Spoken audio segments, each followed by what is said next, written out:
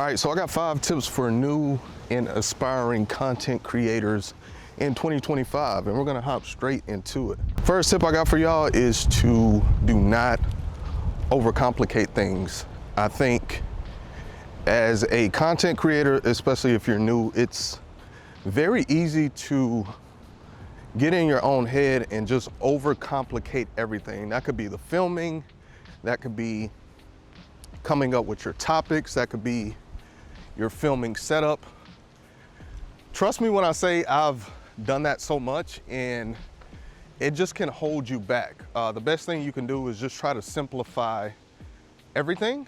Don't try to be perfect, and just take massive action. So you gotta find what works for you and what's simple for you and what just makes it easy for you to create content. So that's gonna be different for everyone, but I would just say, keep things simple. Simple really works on social media, YouTube, and just all of social media. And I find you don't have to be very fancy. Like even right now, just keeping it simple. I got through working out and creating a video, just walking and talking. And this works and can help you grow as a content creator or just your business or whatever you're trying to grow online. All right, so tip number 2 is you want to experiment, and then experiment some more. And this is something that I think, especially being a new content creator, I know for me when I first started out, I was kind of scared to experiment. And I think we like to just do what's easy for us and what makes us feel comfortable. And I think sometimes it's easy to get stuck in that, and then you're just not willing to pivot and experiment, which can really hurt your growth. So always be willing to experiment, try new things. You never know what is gonna stick or what is gonna work. And especially if you're consistently doing something for a long time and you're not getting the results that you want. And when I say a long time, I don't just mean like a month. I found with content creation and social media, sometimes you have to do things for like 3 to 6 months to really see, you know, if it works and just what's going to stick. But if you've been doing something for a while and it's not working, don't be afraid to pivot and try something new. And the only way you're gonna know if something works is if you're willing to try it and see if it works for you. So experiment with different content styles. Like I do different formats of content. Like I do just the, you know, walking and vlogging like this.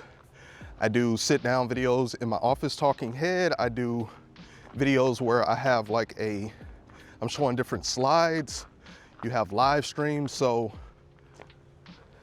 you definitely want to experiment with different formats. And I found that that's something that viewers like, is a creator that he just does different styles of video. But when you're doing that experiments, and I feel like it's gonna help you find your lane and what works for you, your brand and your business. But you have to be willing to experiment to see what's gonna work for you and what your lane is when it comes to content creation. All right, this third tip, let's talk about niching down, or is it niching?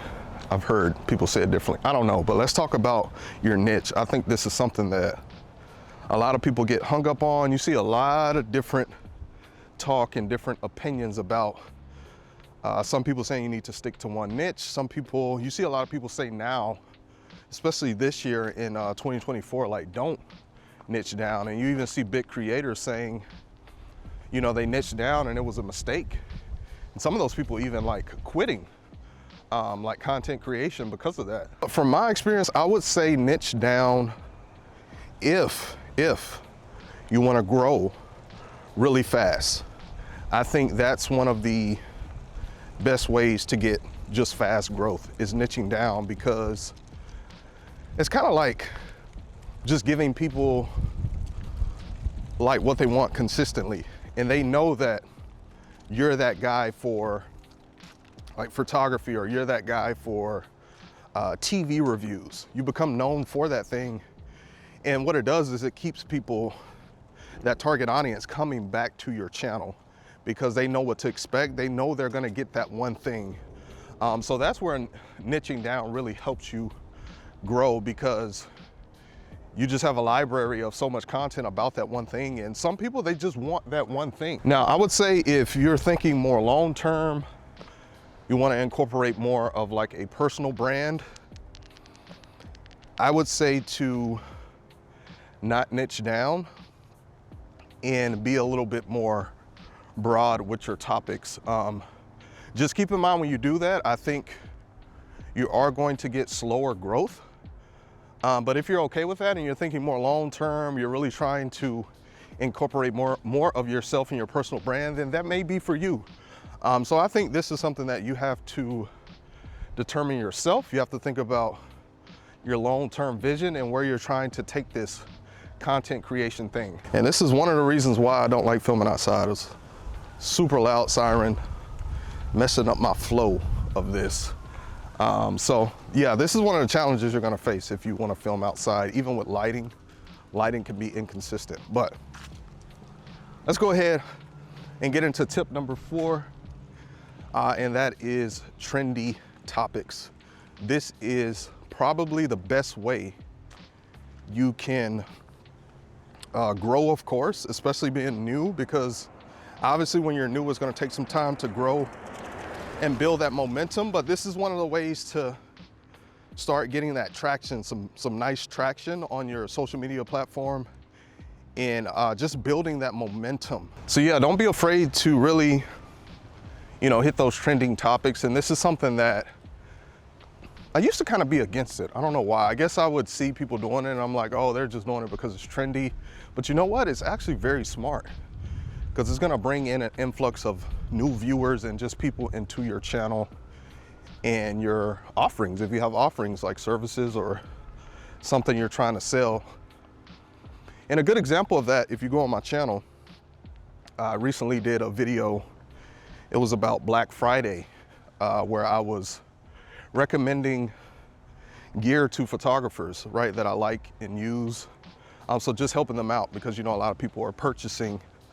And Black Friday is a very hot topic. It's very trendy. So you can see that video greatly outperformed all of my other recent videos. That's because it was a very hot topic that at the time a lot of people were interested in and looking for, Black Friday sales on photography gear. So when it comes to your niche, you want to stay in the loop of what is happening and what is hot at the moment and what is trendy, and create content about that. And what I would tell you is don't overcomplicate it, keep it simple. That could just be you hopping on your phone and making a quick, 3 to 5 minute video about something that happened in your niche. Like, just keep it simple. I find with those topics, you don't even have to have a strong, specifically with YouTube, you don't have to have like a strong thumbnail or title. And I'm not saying that doesn't matter at all, but just the fact that it's a trendy topic, when it comes to YouTube, the algorithm will recognize that, and you're just gonna be, more likely to get a lot of views, because it's something that on YouTube, the algorithm is really pushing people who are making content about that thing. All right, I got one more tip for y'all, and we're gonna head home. I gotta get ready for my son's basketball game. The last tip I got for y'all is to don't wait for the platform to monetize you. And I think this is just great for new creators to hear, because a lot of y'all just kind of, when it comes to monetization, just look at the platform. So whether that's, Instagram paying you, I'm not sure how Instagram pays, but I know they pay for something. I'm mainly on YouTube. So you have a lot of new creators that are, just worried about getting their channel monetized to where they can make AdSense money.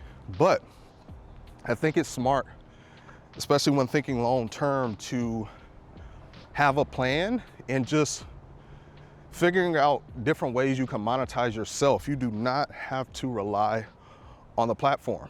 So that's what I would tell someone that is new. Monetize yourself, right?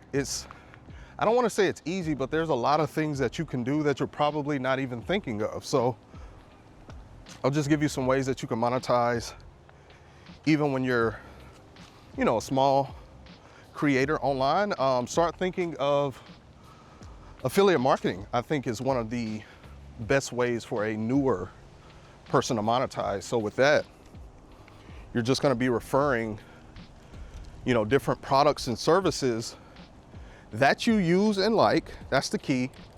And you're just letting people know about those things. And when they purchase that service or product using your link, you're gonna get a commission from that purchase. I would say it's a non-salesy way of monetizing yourself, and a lot of newer people are scared to sell. I know I was when I first started out, and you just feel weird doing it. So I think that's one of the best ways to start generating income, and you don't really have to sell, if that makes sense. You're just recommending, you know, gear, like I said, with photography and different services that you use, and that could, you know, could help your target audience. And some other ways you can monetize that I truly believe in and things I've done is you can offer a service, and you could also offer your knowledge. So you could package up your knowledge and sell some type of digital offering, like a digital product. So that's something that I did on this channel. Now, I didn't really do it in the beginning.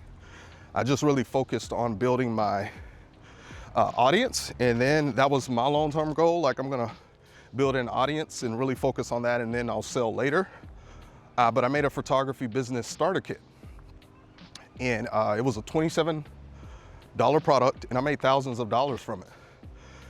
So that just kind of goes to show you what you can do. And that was just me packaging up my knowledge, things that I was already doing. And I know there was an audience that needed help with that.